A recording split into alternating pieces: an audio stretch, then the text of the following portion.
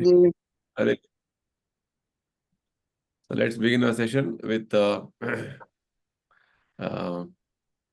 prayers to Prabhupada and Lord Krishna.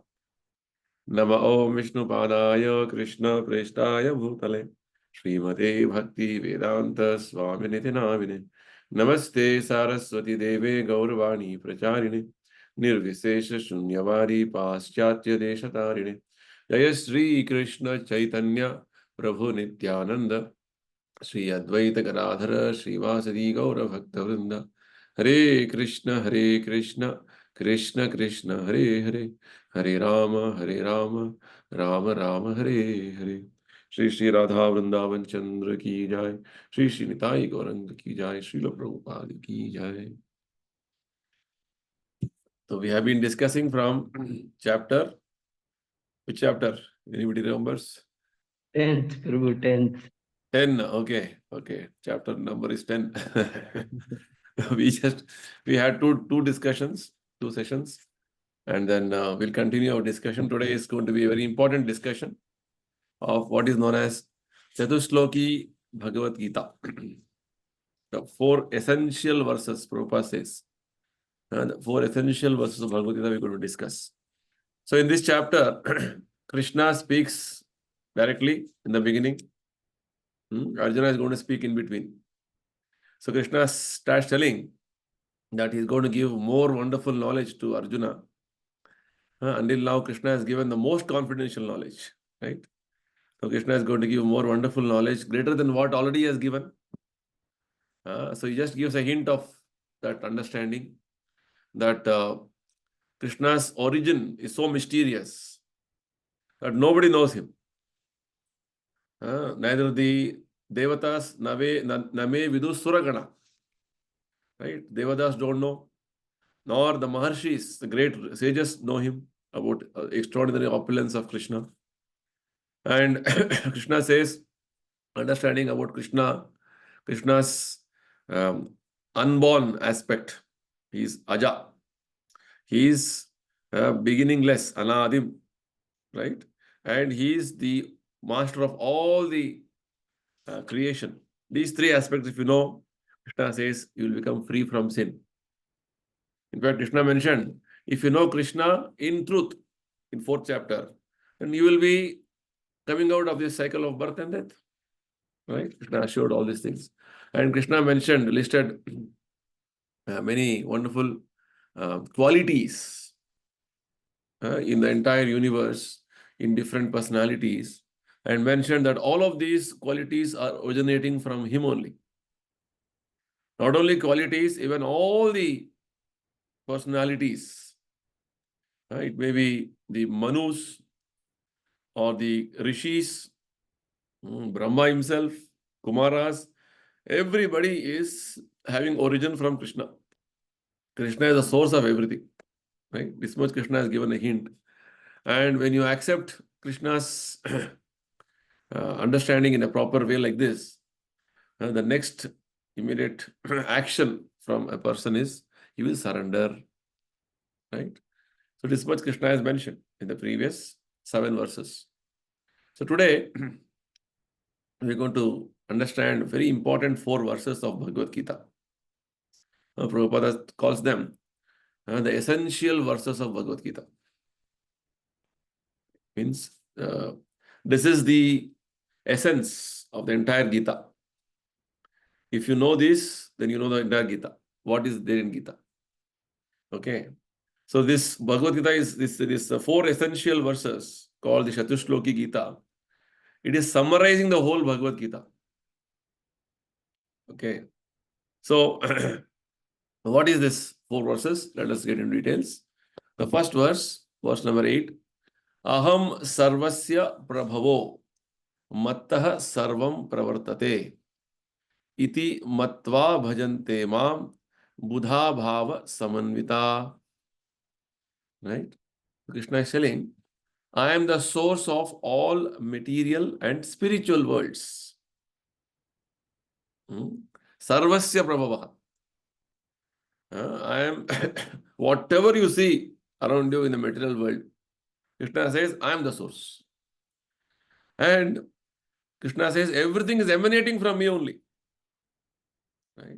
Whatever you understand, don't understand, beyond your understanding, everything Krishna says is coming from me.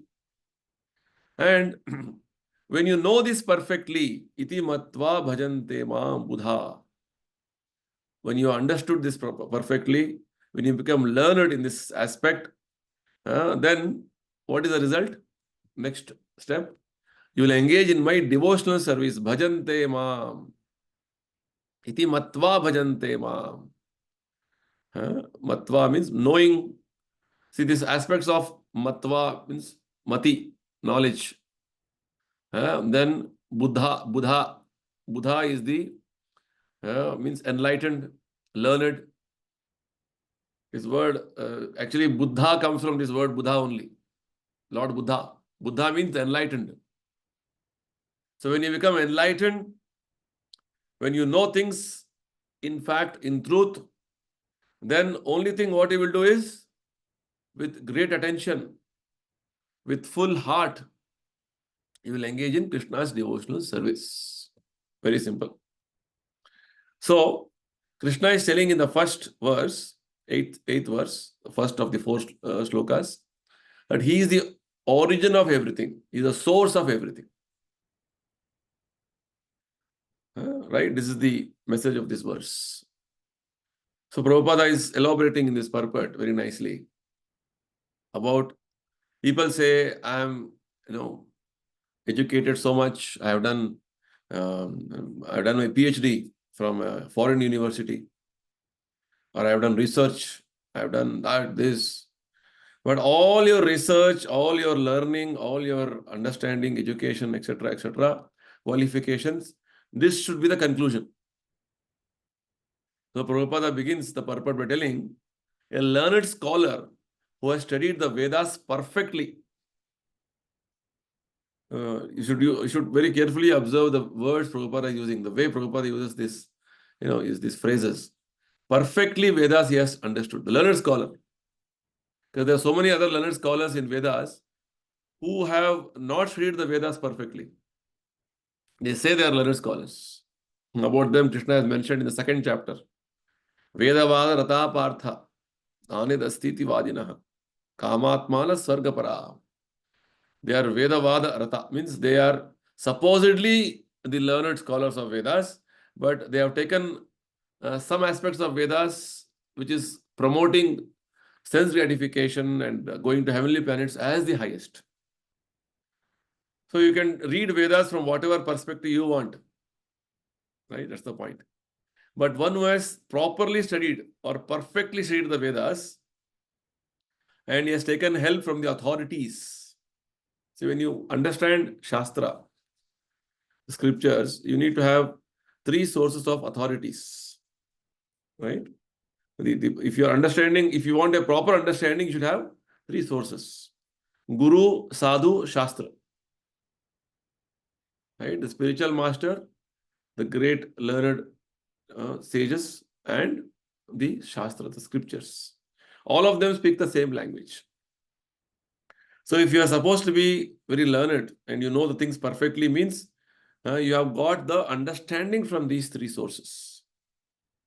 Realized understanding. That's the point. So Chaitanya Mahaprabhu, who came as a great devotee, sadhu, right? And then down the line, many other acharyas from Chaitanya Mahaprabhu have given this same understanding. And Prabhupada is quoting many scriptures explaining this aspect that Krishna is the origin of everything. Sarva Karana Karanam. This is the only understanding Krishna is telling us here.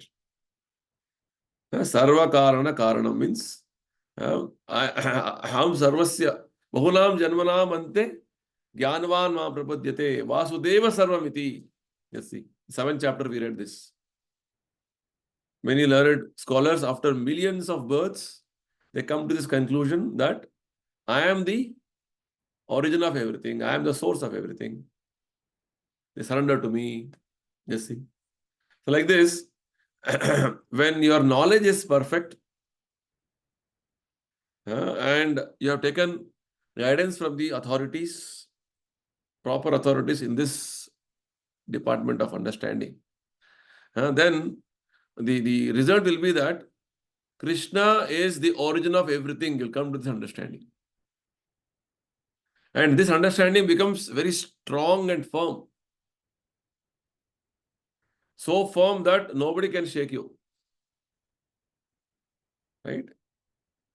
In 6th chapter, Krishna mentioned, when your devotion to Krishna becomes very, steady and strong, any amount of disturbance, agitation from the external sources, in terms of arguments, in terms of, many other proposals of, oh, this is better, that is better, you will not get diverted, distracted. Because your determination with Krishna's understanding is very firm. Right? That is why it is called Samanvitaha. Samanvita means, they have fully realized the knowledge so well that nothing can deviate their understanding. So Prabhupada is giving various references from different scriptures, Vedas, that Krishna is the origin of everything. Just like in one statement, Prabhupada says, in the beginning, Krishna instructed Brahma, which means when you go, philosophically, we try to understand the origin of this world, where from this world has come. Many times we hear this Big Bang theory.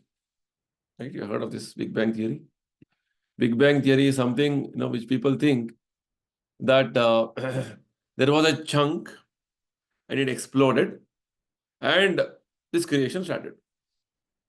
So Prabhupada asks the scientists, so this who exploded the chunk first of all, and where from this chunk came? Chunk means a big object, very heavy object. What is the origin of this object? This question we don't ask. We assume it was there. So these are all some theories proposed by the modern day scientists just to give their explanation of creation. The explanation of creation is very nicely explained in Bhagavad Gita in a brief way and in detail in Bhagavatam. Okay. So when Prabhupada is telling us, explaining us from different scriptures, from Atharva Veda, from different Upanishads, just like Krishna says, here Prabhupada says, from Narayana, Brahma is born, from Narayana, Prajapatis are born, from Narayana, Indra is born, Narayana, 8 Vasus are born, from Narayana, 11 Rudras are born, from Narayana, 11 Adityas are born. So in different ways, Prabhupada is trying to tell us all the different devatas, all the different great personalities whom we think are very exalted, all of them have origin in Krishna. That's what Krishna has been telling in the beginning, from the beginning of this chapter. Even great personalities don't know who is he. Right? So when you come to this conclusion, proper conclusion, whether you come with your research, with your all deliberation, or you accept this fact, either way. There are two things. Either you go on researching and trying to come to a conclusion, which will never give you any, rather when it will come, we don't know. But our process is called descending process. One is called ascending process. Ascending process means you research, you experiment, you validate with your understanding. Oh, this may be correct, that may be correct. Oh, this is one more source I got. This is how modern day education is designed. And people go on researching.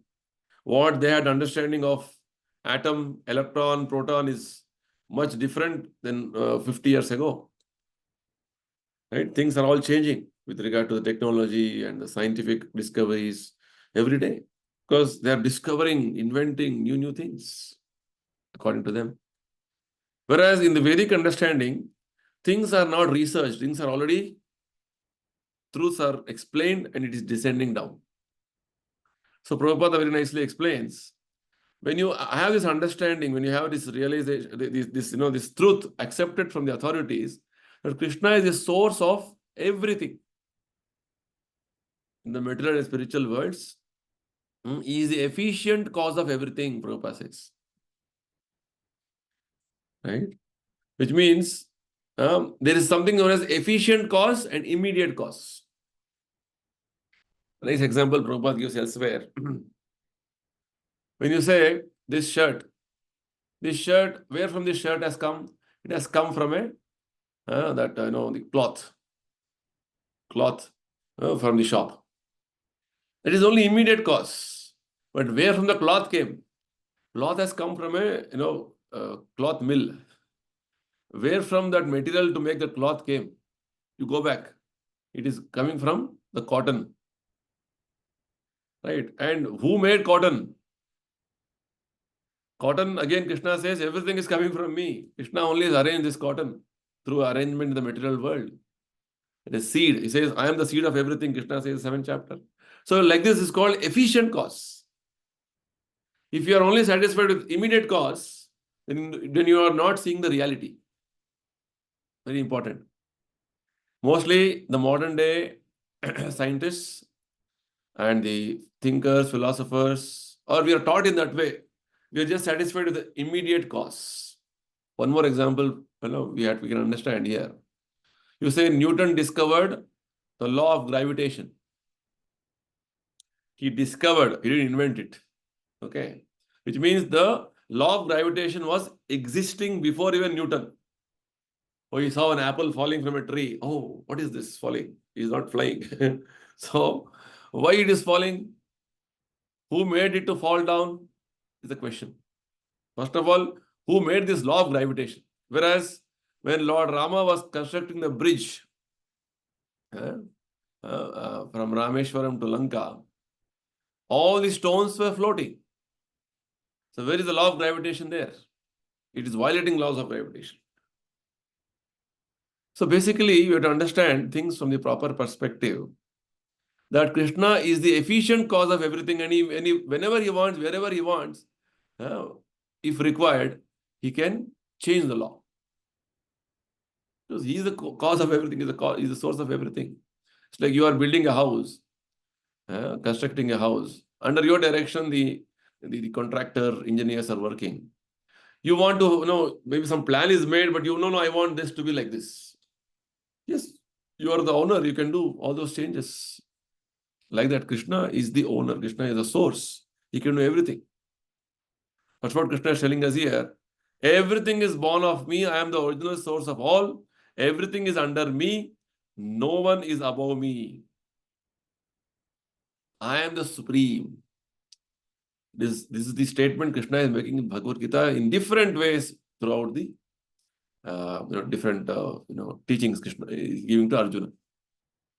Because in the material world, all of us want to be supreme. Right? We want immediate Krishna. Right? So, this simple understanding that Krishna is the origin of everything, he is supreme controller of everything, and this much if you understand from authorities, Guru, Sadhu, Shastra, then Prabhupada says he becomes a truly learned man. He is actually learned man. Buddha, Matva. He has learned properly. Doesn't matter what his education is, what his background is. Such a wonderful concept. Right? The learned person is he who knows Krishna's actual situation, that he is the origin of everything. He is Supreme Lord, Supreme Personality. Oh, somebody is supreme, this is supreme. That is imperfect understanding. Prabhupada says, those who don't understand this, who claim somebody else to be supreme, they are fools. What did Krishna say in 9th chapter? Avajananti ma mudha manushim tanumashita. Mudha. Fools deride Krishna's supremacy. They take something else to be supreme because they don't have proper understanding. They are not learned properly. They don't have perfect understanding. So, the important essential message from this verse is, if the indication for a learned person is that he knows Krishna's supremacy. He knows Krishna is the source of everything. That's the point. Right? So, anything else other than this is not perfect. In this instance, in this aspect, there's a nice point Prabhupada makes during his various interactions with his devotees. There was one couple, Prabhupada, American couple, which Prabhupada had got them married. Shyam Sundara and Malati. See, Prabhupada sent 3 couples. young American couples in 1969 from America to London to open a center there. Prabhupada used to say, my Guru Maharaj wanted to have a center in London. He sent sannyasis, but they were not successful in opening center. I sent 3 young couples. They were successful within 1 year. They had a hard struggle, but they opened a center and they called me to inaugurate the center. So one of the couples by name, their names were Shyamasundar and Malati. They had a young daughter. Maybe she was growing in the movement. So whenever Prabhupada used to quote about this young girl, see, this girl, she's only 3 years old, 4 years old. She will go and ask somebody, who is Krishna? And they don't know the answer. And she will tell, Krishna is Supreme Personality of Godhead. That's all. Your knowledge is perfect. She is perfect teacher, Prabhupada used to say. No speculation, no any other bias, nothing. Just Krishna is supreme. This conviction, strong conviction is what Prabhupada says is important. Okay, determination and firmness. Yes, Krishna is supreme. Come whatever. Jesus is supreme. You cannot, this conviction. Once Prabhupada asked his senior disciples, one conversation in America, 1974-75. Are you convinced Krishna is supreme? Right? Now, why Krishna is supreme? They are giving different reasons. Right? Finally, Prabhupada, told, actually, our conviction is from Krishna's statements. That strong, firm determination that Krishna's words we strongly believe. This is called Shraddha. Or this is called strong, sublime faith. Right? Not simply some blind belief. Strong, sublime faith. It's called Shraddha. It is the first verse in a series of 4 verses.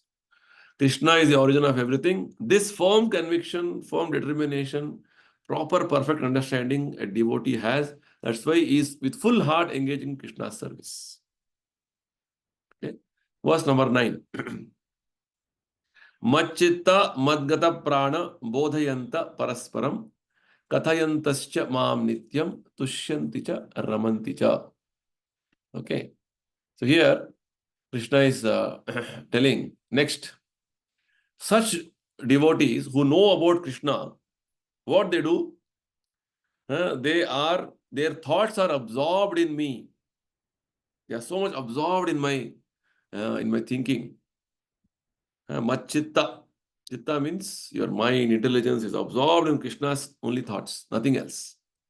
And madgata prana means their lives are so dedicated to Krishna. They don't know anything other than Krishna. Right? Pure devotees.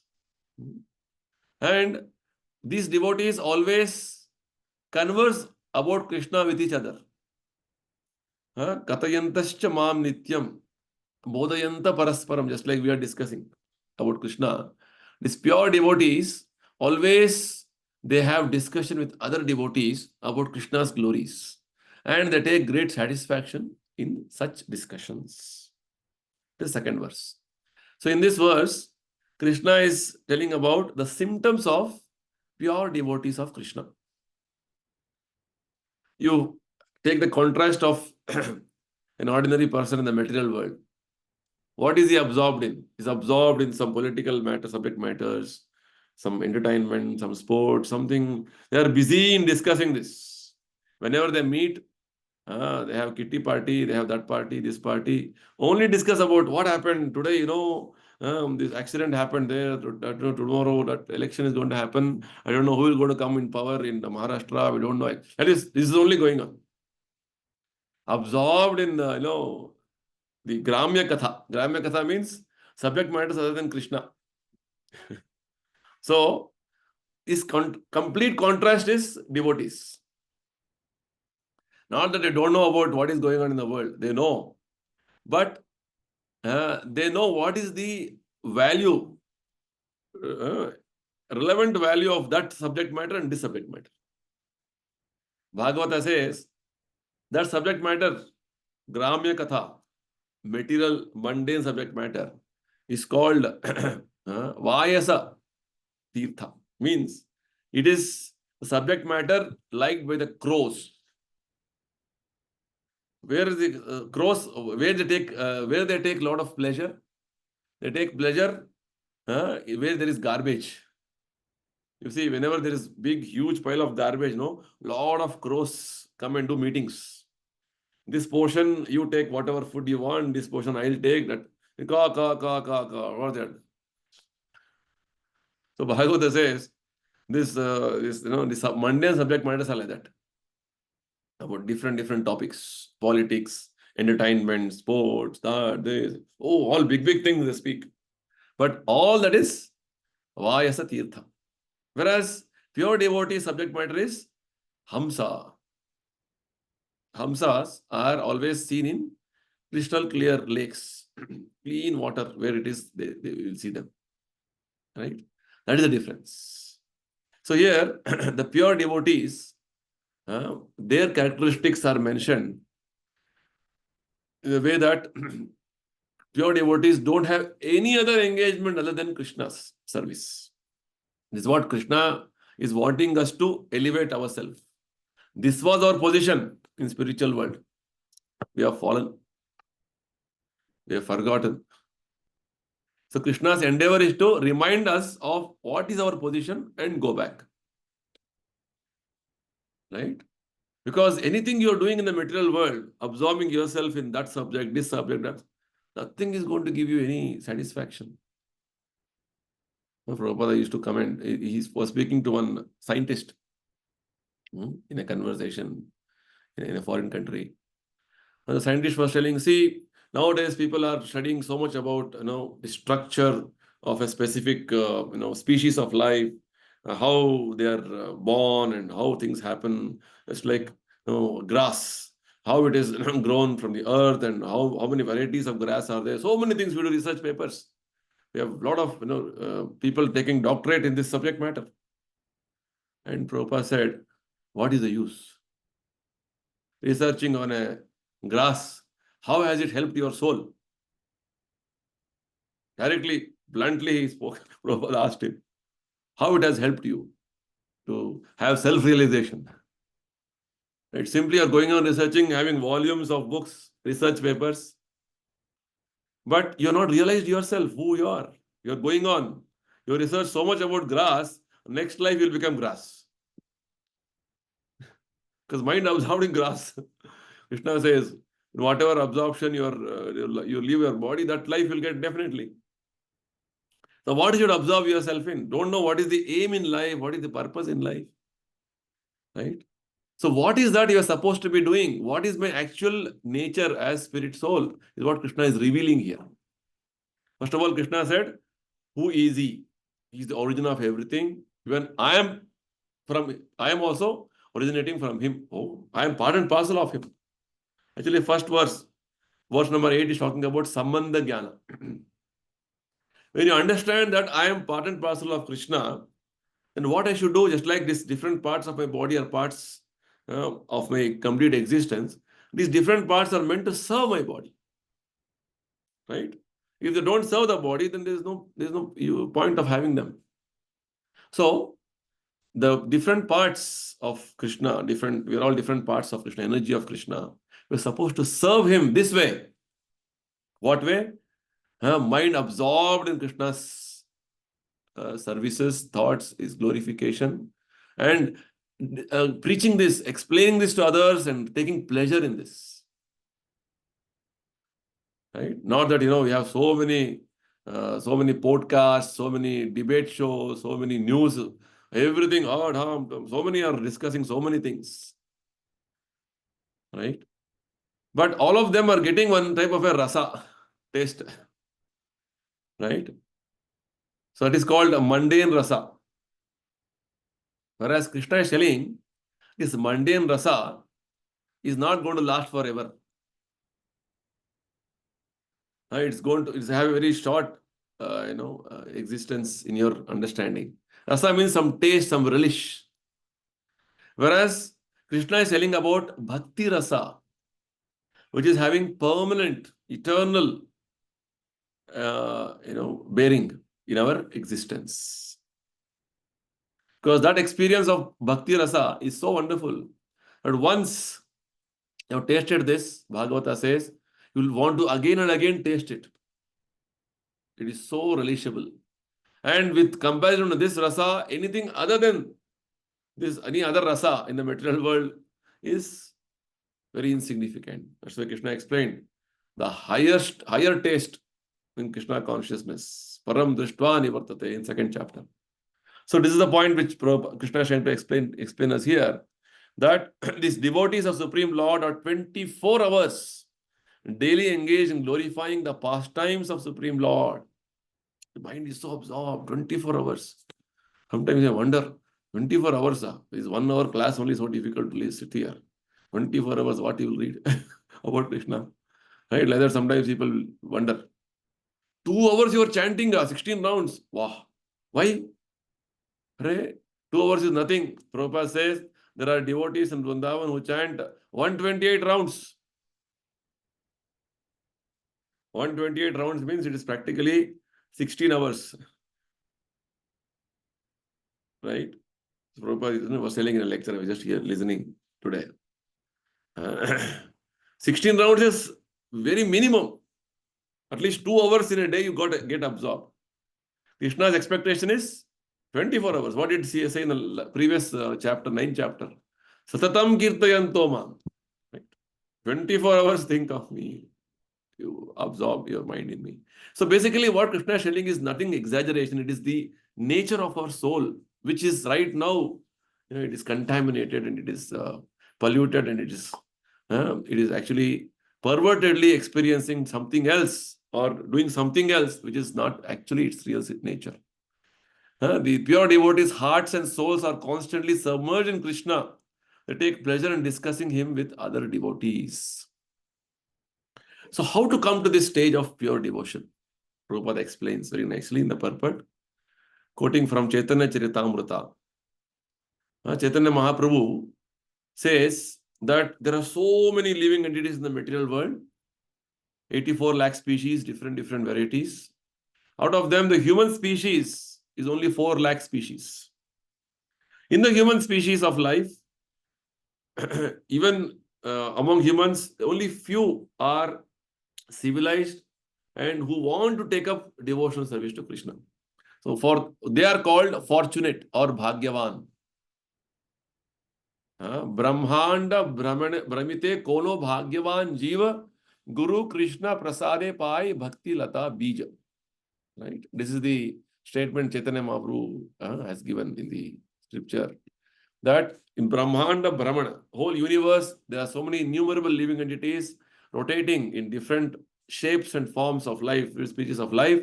One fortunate soul, by the mercy of Guru and Krishna, will get the Bhakti Lata Bija, means the seed of devotion he will get. Right? Which means the mercy of pure devotee and Krishna, he gets to begin his devotion. And the seed of devotion is called Bhakti Lata Bija, should be sown in our heart and it should be nurtured by watering process of chanting and hearing. Just like you put a seed in the ground, you every day water it, give proper care, manure, then the seed grows into it fructifies, seedling, then plant, it grows further. Like that, the Bhakti Lata, the creeper of devotion, the seed of creeper of devotion, you have to place in our heart and water it by proper chanting, hearing, doing devotional activities as per spiritual master direction. The seed gradually grows. It grows and grows. The creeper, the spiritual plant grows and grows until it penetrates the covering of this universe. The universe is covered actually, the shell, it's called Anda, Brahmanda. It's like you see an egg. It has a covering, right?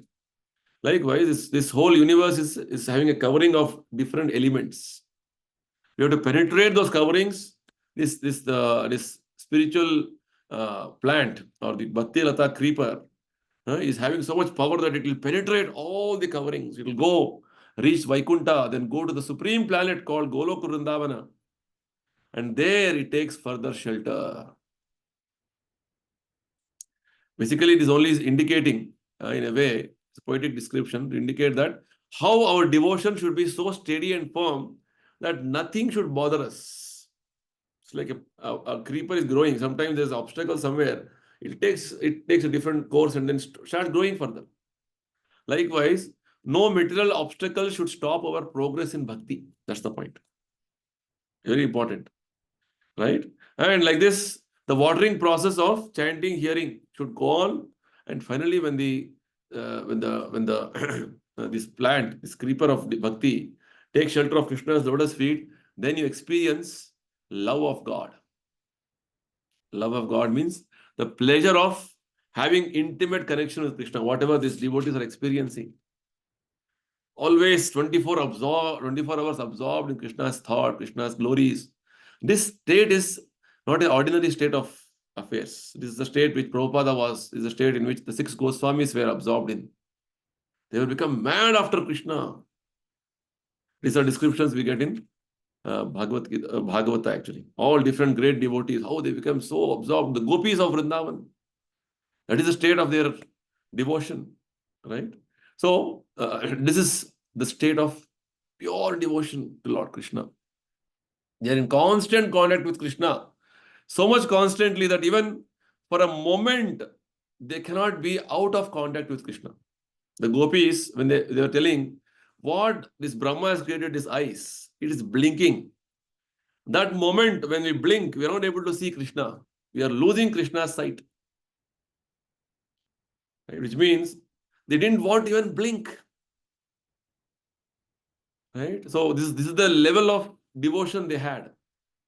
And so Prabhupada very nicely gives an example here. Just as a fish cannot live without water. Very important. Right now, we are all out of water. We are wriggling. We are struggling. Struggle for existence going on. And you're thinking, I am very happy.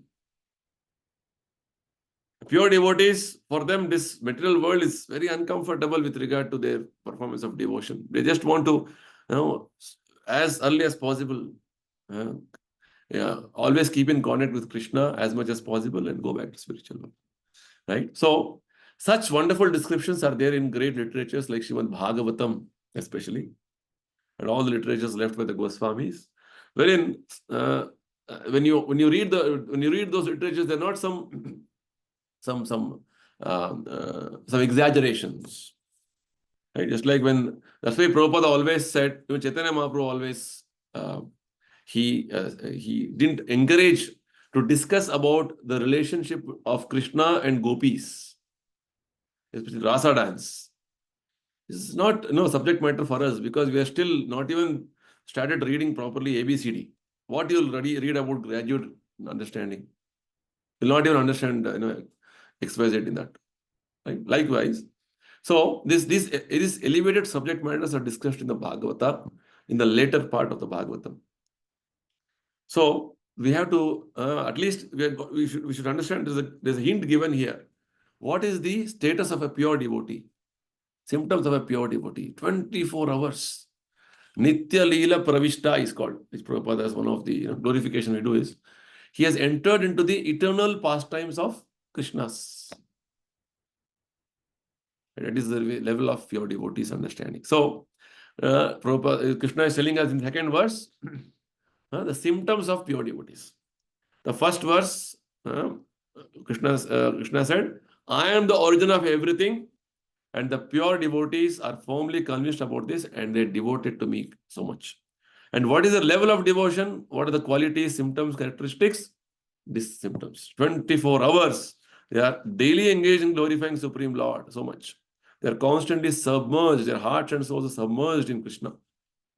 For them, without Krishna means it's fish out of water. Okay, next, third verse. Verse number 10. Tesham satata yuktanam bhajatam priti purvakam dadami buddhi yogam tam yena mam upayanti te. One more wonderful verse. Prabhupada often quotes this verse. So here, so we understood verse number 8, that is the first of the 4 slokas, as Sambandha Jnana. The second is Abhideya Jnana. Now in verse number 10 and 11, that is third and fourth of this shloki, there is Prayojana Jnana. Whole Vedic literature is talking about these three subject matters. Sambandha Jnana means, who am I? What is my relation with Supreme? That is called Sambandha. Then if I am related to Supreme intimately, what I should do? That is called Abhideya Jnana, means devotional service. Okay, if I perform devotional service, what is the benefit I am going to get? Prayojana. Benefit. Right? So like Prabhupada gives example. When two people come together for the business, there's the understanding, they sign up agreement. Okay, let us do business like this. Sambandha. Then they do business. That is called Abhideya. And what is the Prayojana? Profit. Profit, loss also will be there. Both profit and loss, you have to share together. That's how it is. Prabhupada example of marriage. Has a boy and a girl come together, marriage happens, Sambandha happens. Then they lead a married life. Right? Married life is Abhideya. And the Prayojana is children and the happiness from that, that relationship. Okay. So now Krishna is telling us here, those who are constantly devoted to me, Satata Yuktanam. In the previous verse he told, 24 hours are engaged. Yes, such devotees who are constantly engaged or devoted to me, and they are worshipping me with preeti. Bhajatam preeti purvakam. They are worshipping me with love. Krishna says, I give them the understanding. Dadami buddhi yogam tam. I give them the intelligence how to come to me. Which means, here, Krishna is telling us, in a very wonderful way, you may not be intelligent from outside world perspective. You may have a bona fide spiritual master, right? I have a guru, very good guru, Prabhupada, yes. And I'm attached to also a good organization, ISKCON, Hare Krishna movement. But still, I'm not able to understand. Very difficult subject matter it is. Here Krishna is telling, don't worry. I will give you the proper intelligence, proper instruction. So ultimately you will come to me. That is the message in this verse. Which means the intelligence for performing devotion to Krishna, Krishna only gives. The only qualification required by the sadhaka or the devotee is what? He is always constantly engaged in some service to Krishna as authorized. Whatever authorities are telling you, go on doing it sincerely. Not that you go on simply, half-heartedly you do. Just like you're telling about in the beginning. Book distribution month is going to start now. Book distribution is a service. Sincerely, you should go and distribute books. No, you start thinking, who will take these books? I am such a big man. If I go and ask somebody, take a book, it is below my dignity. Just because Prabhuji told, I'll simply take some books. That is, Krishna also knows, because sitting in your heart as Paramatma. Right? Any service. Say, we tell you, chant Hare Krishna every day. Okay. 1 day, 2 days, you're chanting. Third day, you'll think, it's a headache to chant Hare Krishna. Whenever that Prabhuji calls, he asks me, have you chanted? And what I should say? I should say like, okay, I have chanted. Means, it is sort of a burden for you. No love. No proper understanding. No, that mood of service is not there. So Krishna is telling, we should do service with love, preeti. You have a lot of love. People have a lot of love to do sense gratification. Right? After this, you have to go to attend a wedding. big feast is there. Wow, that only you're thinking, what I'm going to eat there, whom I'm going to meet there. A lot of love, affection, right? Whereas for bhakti, not so much, that devotion, that level of love is not developed. So here Krishna is telling, any sort of work, you should do it with heart. Love means, I like doing it. This is what Prabhupada is trying to explain here. Buddhi yoga, Krishna is using the word Buddhi yoga. Same word Krishna has used in the beginning of Bhagavad Gita, in 2nd chapter, we have seen.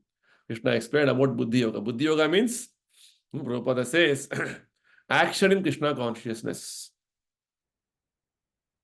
I am acting for Krishna's pleasure. Right? Any action I am doing with regard to devotional service, it is meant for me to elevate further, to go back to spiritual world.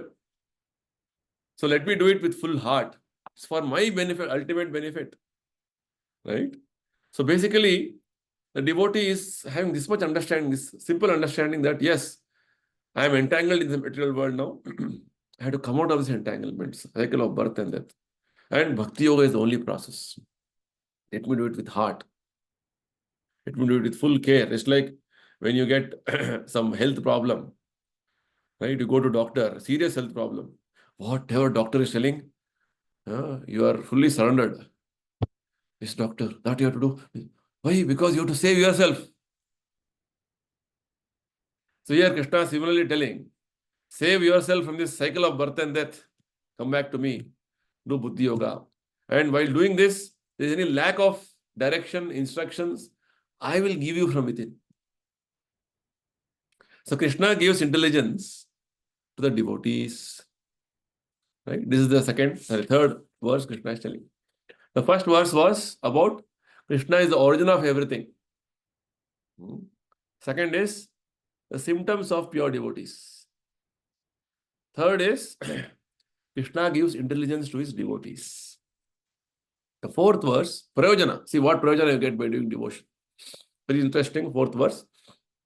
Tesham evanukampartham aham ajnanajam tamaha nashayami atma bhavasto jnana deepena bhasvata. Anukampa.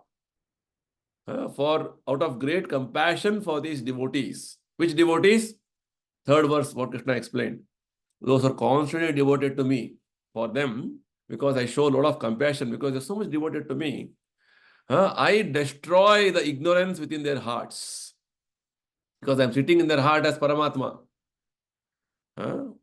And I destroy the ignorance within their hearts with the shining lamp of knowledge. Just see. Krishna is further telling, performing devotion, you will never be an ignorant fool. Always you're knowledgeable. Because there is a class of spiritualists called mental speculators or jnanis, who always criticize devotees because they think devotees are sentimentalists. Philosophically, they don't have understanding. Simply out of sentiment, Hare Krishna are doing. No knowledge. Krishna is proving here that they are not, it is not a fact. They are the most learned scholars. Right? So, Prabhupada goes on to say, even if the devotees, for whatever reason, they're not able to read the literatures which Prabhupada has given, so many literatures Goswamis have given, right? If you are sincere in your performance of devotion of chanting Hare Krishna, sincerely you are chanting, Krishna will help you within your heart and give you all knowledge, what is required to perform your devotion. The only qualification, Prabhupada says, is to carry out your devotional service with full heart. That is the power of devotional service. Not that you have to be very learned, know everything, bad, this, nothing. Right? So basically, in this verse, Krishna is explaining about the mercy, the anukampa, compassion he shows towards his devotees by destroying their ignorance. He mercifully destroys ignorance of devotees. Right? So, engagement in devotional service is good enough. You are sincere. That's why you see practical example of Prabhupada when he went to the Western countries. These Westerners, what did they know about Bhagavad Gita, everything? But their only qualification was their sincerity to follow what Prabhupada said. Prabhupada said something that is written on the rock, nothing changing. Mangalarti get up means Mangalarti get up. Chanting 16 rounds, chanting 16 rounds. They didn't have any sufficient education, right? No proper Vedic etiquettes. Still, Krishna helped them. Why? Because they are following pure devotees' instruction. That's the point. So, basically, in this verse, Krishna is again reaffirming the benefit of performing devotion. Never be bereft. No, never think that, oh, I am performing bhakti, so I don't know that. Don't worry. If you are sincerely performing whatever you know, which means even little devotion, when Krishna says, Salpam api asya dharmasya, little devotion with sincerity is going to save you from the greatest danger. That is the whole assurance, Bhagavad Gita, Bhagavata. Oh, I have to study all Bhagavad. Yes, you have to study. That is your duty, not that you simply do that and this. But even though you are not able to do it, just like when Prabhupada, 1965 went to America, in 1967, Prabhupada had a heart attack again. Very severe heart attack. Third heart attack, not two while coming, third in America. It's almost like he was signs of he was not able to, he's not going to live anymore. And that time only 3 centers had opened with few, American young disciples. They're all in great anxiety. Prabhupada had just started the movement and he'll not be there with us. What to do? And Prabhupada had only given them the first canto of Bhagavata. Prabhupada said, no, that is good enough. Read this Bhagavatam every day. Chant Hare Krishna. The prescribed number of rounds I have told you. Krishna will take care of you. That is sufficient, Prabhupada said. Yes. So this is the point. The faith, the strong faith about Krishna's devotion performed, even whatever devotion we know, we do it sincerely. That will further add on to our further enhancement in our bhakti and our knowledge of Krishna. So here, basically, Prabhupada is giving example of Chaitanya Mahaprabhu. When Chaitanya Mahaprabhu was in Banaras, Kashi, he was chanting, dancing. The Mayavadi philosophers there, they thought he's a sentimentalist. He doesn't know anything about Vedanta, knowledge of Krishna, knowledge of, Vedic understanding. So there was a big conversation between Chaitanya Mahaprabhu and Mayavadi sannyasi's head by name Prakashananda Saraswati. The big discussion discussed in Chaitanya Charitamrita. When Chaitanya Mahaprabhu, from the Vedic understanding, he explained how in the Kali Yuga, people are not intelligent enough to understand Vedas. They're all fools. So the essence of Vedas is given in the form of Bhagavad Gita. And the essential essence of Gita is what? You have to just chant Hare Krishna mantra. That's all.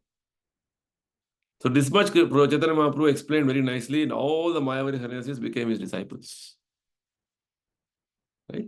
So basically, Prabhupada is trying to tell us here that yes, our heart is filled with a lot of contamination now. But the process given by Chaitanya Mahaprabhu is what? Cheto Darpana Marjanam. Chanting Hare Krishna mantra every day sincerely will cleanse our heart. All the contamination from our heart will be removed step by step. Dust from our heart is removed. This material contamination means all the misunderstanding, misgivings. I am this body, others are bodies, we are all meant for enjoyment, exploitation. This type of understanding is called dust. Right? When you constantly engage in chanting the holy name of Krishna, performing devotional activities, then very quickly, Cheto Darpana Marjanam, your heart will become cleansed and quickly you will elevate yourself to the platform of pure knowledge. No other process will help us. So basically, Prabhupada says, the pure devotees, whatever necessities they need, Krishna provides. What did Krishna say in 9th chapter? Ananya Shintayanto Mam Yejana Paryupasate Tesham nityabhiyuktanam yogakshema vaham. I take care of the yogakshema of all devotees. The devotees are not anxious. Even what knowledge required for my progress in devotion, Krishna only gives. But only qualification devotee is having is sincerely he will perform the devotional service as authorized to him. Prabhupada has told us to follow 4 regulatory principles and chant Hare Krishna mantra minimum 16 rounds. And do this, Prabhupada says, automatically Krishna will give you whatever is required for his preaching. So Prabhupada concludes, by studying Bhagavad Gita, one can become a completely surrendered soul to the Supreme Lord and engage himself in pure devotional service. Let's see. Read Bhagavad Gita carefully, study nicely. What happens? Then you become a completely surrendered soul, Matchitta Madgata Prana, and engage yourself in pure devotional service. And Lord will take charge of you. We will see in the 12th chapter how Lord takes charge. Right? And becomes completely free from all kinds of materialistic endeavors. Otherwise, we're endeavoring so many ways. That is good, this is good, that is better, this is right. So our mind is diverted now. That determination, that firmness with regard to devotion is not come up. That has to come up means study Bhagavad Gita carefully and follow instructions, especially the instruction of chanting Hare Krishna every day, fixed number of times. Do this with devotion, because sometimes mind will say, oh, why I am chanting? You are chanting. Why? Because you are entangled in the material world. You have elevated yourself, and Krishna has given this one mantra of deliverance for you. So, without proper understanding, Maya will dilute your consciousness again and again and try to pull you down every now and then. So, this understanding of Krishna's philosophy, as in given in Bhagavad Gita, at least whatever extent you can understand and try to follow, will safeguard yourself. And nevertheless, even if you're not reading, if you're chanting sincerely, that also is a great boon, great gift, right? So we'll conclude here. And this is the 4 verses. The first verse, verse number 8, Krishna is telling about Krishna is the origin of everything, right? Sambandha Jnana means even I am the origin of Krishna. What is Sambandha of Krishna with all his creation? Next, when you know Krishna is the origin of everything, then naturally the next symptom is to devote yourself to Krishna. Serve him wholeheartedly. That is second verse, symptom of a pure devotee. Right? Symptom of a advanced devotee.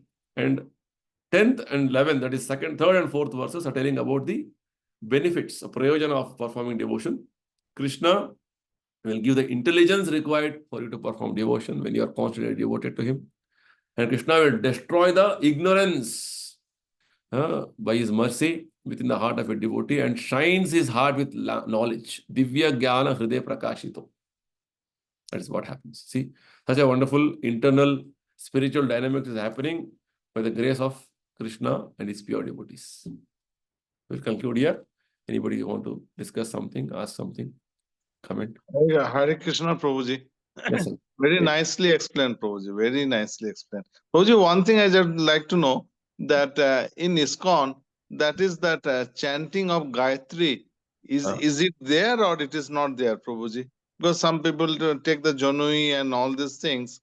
So I just want to know, because I also do the Gayatri that morning, evening. So whether when I'm doing the Hare Krishna, is it required that Gayatri in morning and evening? You asked too many questions. Okay. First of all, what is this Gayatri? Whether it is required, whether ISKCON is doing it. Okay, let me answer slowly. Okay. So Gayatri is a Vedic mantra which is originating from Krishna's flute. Okay, it is passed down in a proper chain of succession of the acharyas in the Sampradaya, and it has to be received in a proper way from the Sampradaya after you are properly qualified. Qualification basically means the qualifications of a Brahmana. Krishna explains in towards the end of Gita. His mind is controlled, senses are controlled. Shamo namastapas shaucham. He is very austere, right? Then he is very clean inside and outside.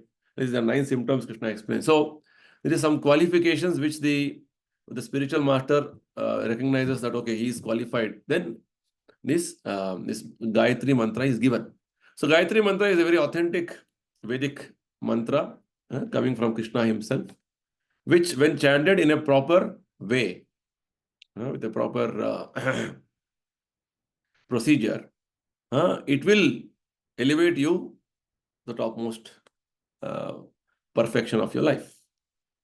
Okay. So Gayatri mantra's description elaborately given in scriptures, right?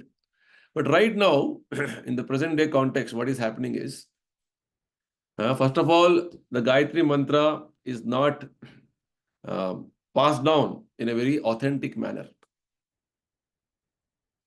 Right? It is mentioned in the scriptures, when the Gayatri mantra is not properly transmitted, then the mantra will not have any power.